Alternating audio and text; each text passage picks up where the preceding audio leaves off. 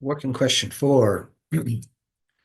We're still working with special products. So this question says, factor the special product 36r squared minus 121. So notice that this is a special product because it does match a difference of squares.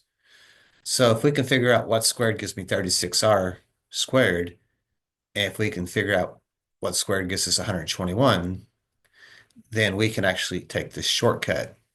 So remember, I can make a table of squares by hitting this y equals button, typing in this x squared here. Let me clear that off and I'll do it again. So I hit the y equals button. Notice how this has the x here, xt theta n. So I'm just going to hit it one time for the x. And then to square it, the square is right here. So this is the x squared button on a TI-84 calculator. Notice how it does put my little 2 up there. Now to make a table, right above graph, there's the word table, but notice how table is in blue. So I need to hit the second button. And then when I hit the graph button, it'll actually do the table button.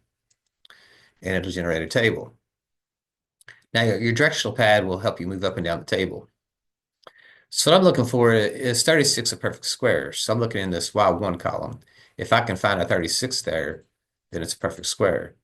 So notice 36 appears there. And to the left is what actually squared that gave me 36. So I can rewrite this 36r squared as 6r, and then that's squared. So that can be rewritten in the form of this a squared, where 6r is my a. So 6r squared does give me this 36r squared. Now the question is this 21? This is 121 perfect square. So if I scroll down to my table, we do see the 121 there. And 11 is what you actually square to get the 121. So I can rewrite that as 11 squared. Oops, got my parentheses backwards there. So 11 in parentheses squared. So this tells me that it is in the form of a squared minus b squared, where this is my a and this is my b, since we're talking about a formula. So my formula says then to factor it, just write a minus b in parentheses times a plus b. So in parentheses, we're going to write the 6r, since that's my a, minus the 11, which is my b. And then we repeat the process, but this time we write 6r plus 11. Now, if I wanted to check it, I could go over and write 6r minus 11 times 6r plus 11, and I could multiply this out. So notice how I could use FOIL, if you will, to verify that. So I can multiply the first and the outer. 6r times 6r does give me 36r squared. 6r times an 11. I'm not really sure what 6 times 11 is. Oh, yeah, I do. That's 66. Huh. Yeah, so that's going to be just 66r. Not that bad. Looked intimidating for a second there. Then we can turn our attention to multiplying the inner and the last. So remember FOIL. So the F and the L means to bring the 6 through the two terms.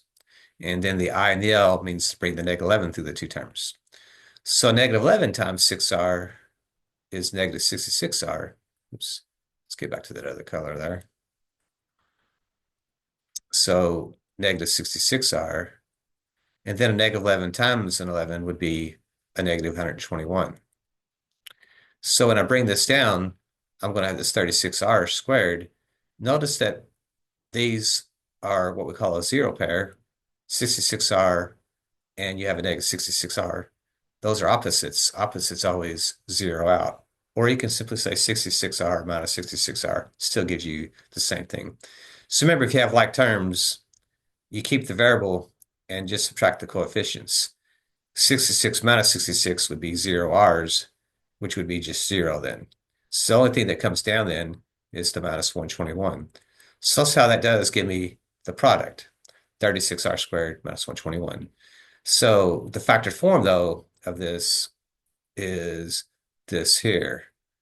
So they want us to factor it, which means to break it back apart into a multiplication expression.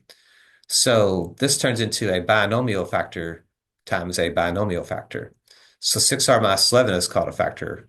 6r plus 11 is called a factor because they're connected by multiplication. So factors can be what we call algebraic expressions.